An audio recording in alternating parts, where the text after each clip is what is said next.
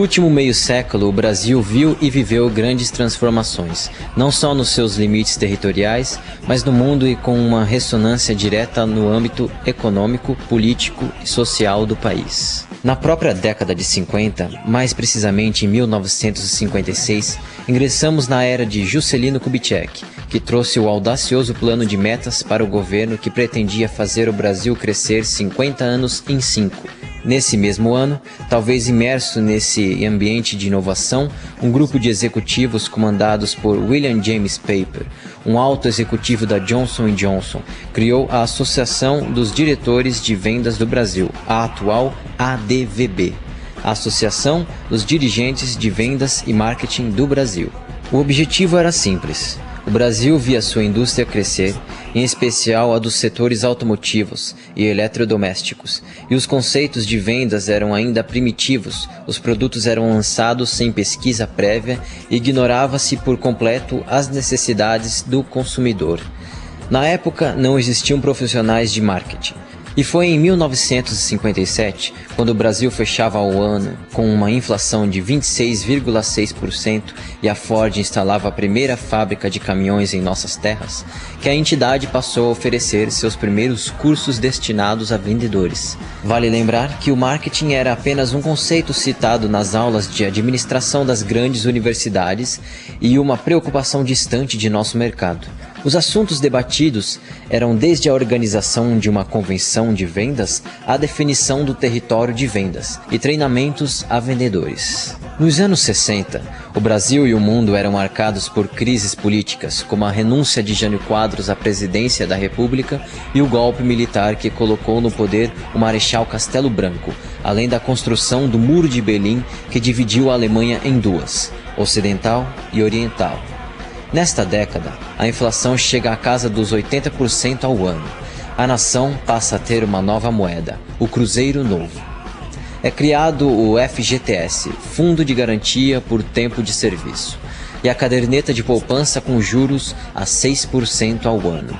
Já nos anos 70, o censo demográfico aponta pela primeira vez no Brasil que a população urbana ultrapassa a rural e forma-se um novo consumidor, e o Brasil produz o primeiro carro movido a álcool, o Fiat 147.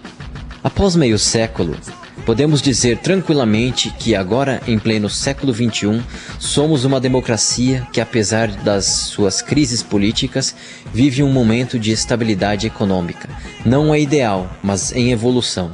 Acompanhamos os acontecimentos mundiais com a rapidez de segundos e as culturas se integram por meio da internet. Há 4 eras na história do marketing.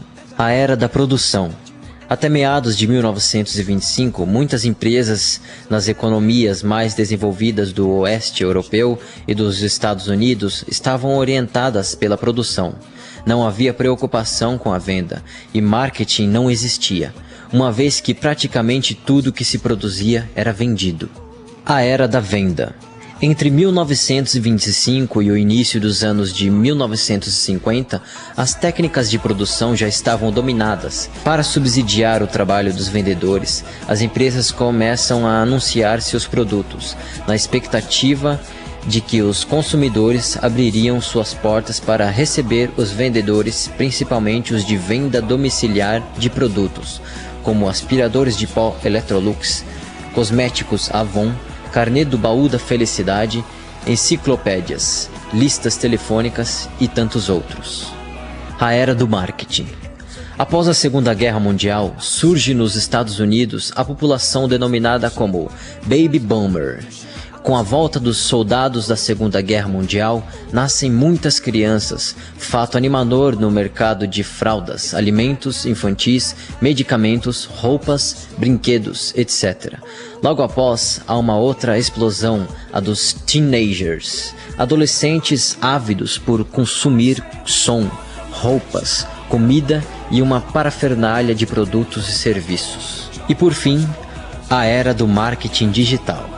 A internet e o comércio eletrônico que a acompanhou estão mudando os hábitos da comunicação e consumo.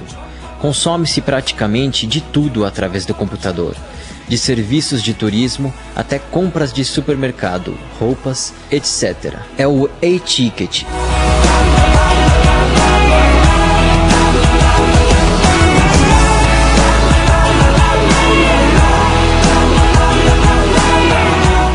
marketing, a evolução do negócio. Uma história de começo, meio, porém sem final, mas sempre em processo.